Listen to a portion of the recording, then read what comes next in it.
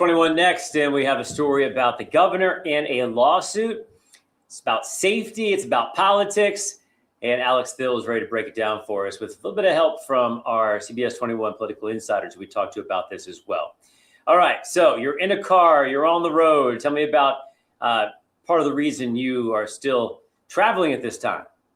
Yes. So we actually went out to Montgomery County, which is, Governor Shapiro has multiple residences. We've talked many times about the Harrisburg residence and the arson there, but he also has his residence in Montgomery County, which is where we were today, trying to speak with people who live in the area about this lawsuit. And I just want to give a general overview of the lawsuit quickly. So essentially, hold on. Before we do the lawsuit, let's step back a little bit as to why it's about the security upgrades, but yes, why that was necessary as well. So you talked about the arson at the Harrisburg residence.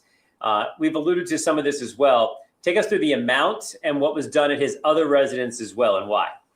Yes. So, Joel, you actually might know the specific amounts better than I do, but I do know that in terms of the security upgrades at the Harrisburg residence, they increased the fences. I don't know if anybody has been around that area. The topping of the fences is now pointed, making it easier for somebody to be able to climb over the fences. There are now cameras, much more higher security cameras on the property as well. So there was a lot that was done, which is still being done. If anybody's been in the Harrisburg area, it's not entirely finished yet. So this has been almost a year now. I believe that was in the $20 million range, maybe even more, maybe 30 million for that one. We'd have to look it up. But in addition to that, it was another 1 million or so for his other residents. And that was at the instruction and recommendation of the state police. Correct. Yes, that was at the instruction of the state police. Even though nothing had happened at his Montgomery County residence, they also made the recommendation to upgrade some things there as well. So, and we put the right to know out to try to learn more about exactly what they're doing. We have been fought on that to try to learn, what were the upgrades, what was it? And of course, we're not going to give away the details about what kind of upgrades to help anybody, do anything nefarious, but just trying to be accountable because it is, taxpayer money on this. Exactly. And it seems like one thing that was consistent, now that we know that there is the higher fence outside of his Harrisburg residence, this lawsuit stems from a fence as well. So the whole entirety of this was that Shapiro wanted to erect an 8-foot tall fence on this shared property line between his property in the Montgomery County area and his neighbor's property in the Montgomery County area. So that's where this all stems from, is that the Shapiros wanted to build a taller fence for those security purposes. Right. It wasn't the only upgrade, but it was the disputed area. So in reading through some of this as well, and certainly I want to get your take on this, but it seems like the area that needed to be fenced in was a disputed area, like pretty big property. So this one area, it is with neighbors, this is mine. It's really yours. I'm taking care of it. Okay. And it's this unwritten kind of thing that goes back and forth. But when you're going to do something permanent, like a fence, now it starts getting serious. Like, what are we actually doing here? And whose property is this? Take me through the rest of it. Right. So we know that it's on that disputed area. From what we've been able to see, it looks like sort of in the backyard of both of these homes, the governors and the person who is suing them, the couple that's suing the governor. And they're not just suing the governor, by the way. They're suing the governor, the first lady, and Pennsylvania State Police. So that is everybody who's named in this lawsuit. But so essentially, what the couple is saying is that they tried to work out some sort of agreement with the Shapiros about how he could put a fence there. And after weeks of negotiations on their side of the lawsuit, they're claiming they were never able to reach an agreement with the Shapiros. And then according to their side of the lawsuit, Shapiros one day said that he suddenly claimed that disputed area without any evidence, is what the couple is claiming. So, and the governor's side of this, his people are saying, well, the neighbors never gave the governor any problems about that disputed area in the past up until he wanted to put a fence. It's a long past. They claim it's been since 2003. Right. And before his kids were born. It's before this entire time, before he was AG, certainly before he was governor. They just sort of unwritten rule. We're taking care of this area because it seems to be more ours than yours. And, we'll just care for it. So there's a long precedent here as well. Absolutely. And so the governor's side claims that until 2025, there was no issue with this disputed property here. But one thing that's interesting that the neighbors are claiming is that they claim Governor Shapiro personally directed members of the Pennsylvania State Police to patrol that part of the neighbor's property. And there's that picture. Yeah. of that as well, which if we can't show it now, you'll see it tonight at 10 and 11 on CBS 21 as well. You see the picture. Yeah, the faces are blacked out of the officers, but you can see them there. Now, from the neighbor's point of view, this is in their backyard, and they have now police patrolling their own backyard because this is that disputed area. They claim from property lines this is actually theirs, so we don't want police in our own backyard, and so that was part of the dispute as well. And one thing that makes this all incredibly interesting is who's representing the couple in this.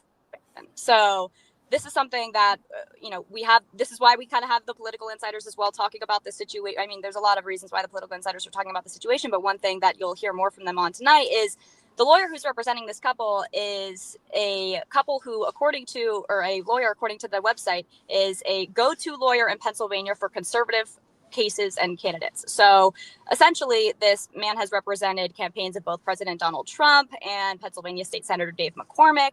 So this lawyer is no stranger to political disputes here. So that is something that is an interesting point as well.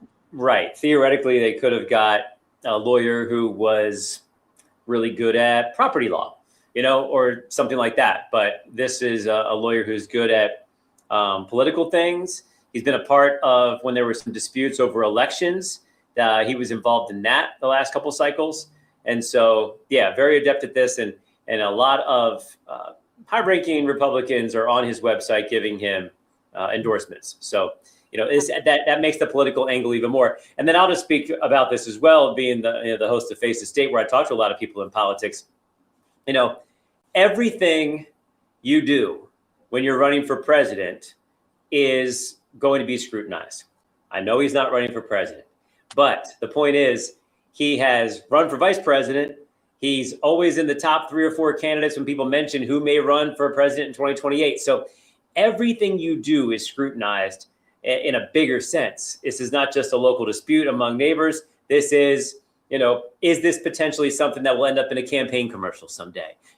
He just, took over somebody else's, property, and you could just hear the big voice and all the rhetoric that comes from this. So that's why we're covering this in a different way than just, 2 neighbors can't decide whose property it is, because of who they hired, it's starting to feel bigger than that already. Take it from there.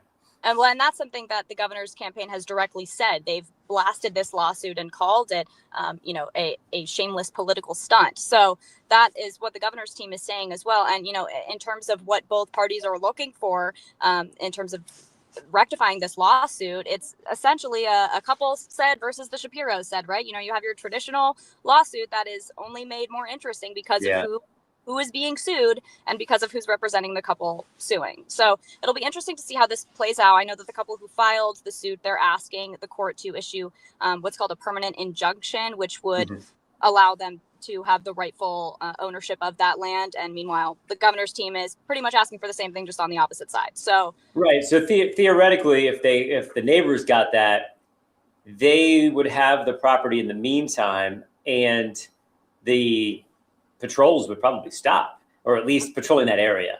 Right. So we do know that there are, at least from us being around, there are obviously security presences in the area. This is the governor we're talking about. So we do know that there is a presence in the area. We've seen it ourselves. So, specifically where that is on the property line, we weren't able to see, but we do know that there are people in the area. Yeah. And we'll be clear, as much as we're, you were in Montgomery County today, you're not saying, look at the house, take a look. Right. So, and for security reasons, our story tonight as well. So, we're leaving both parties to have some sense of privacy here, where we're not showing the homes, but talking more about the lawsuit generally there. Yes, but I'm glad you were there to sort of at least get a feel for that neighborhood and get a taste of what's going on there. Did you try to talk to anybody in that area? I did try to talk with some people in the area, and as you would expect to with, any typical dispute that goes on between neighbors, lots of people who are directly involved themselves are a little bit afraid to comment on the situation. So, we did try and talk with some people in the area, but nobody really wanted to get involved in this particular situation. Describe the neighborhood for me a little bit. The neighborhood would be what you would expect for something where, a governor or a political figure lives. Most of the homes are gated in some capacity. Most of them are closed off. It's a more affluent area. So there are a lot of homes that are further apart from one another and closed off private way. Right. So it is an affluent area. We do know that as well, but been there a long time.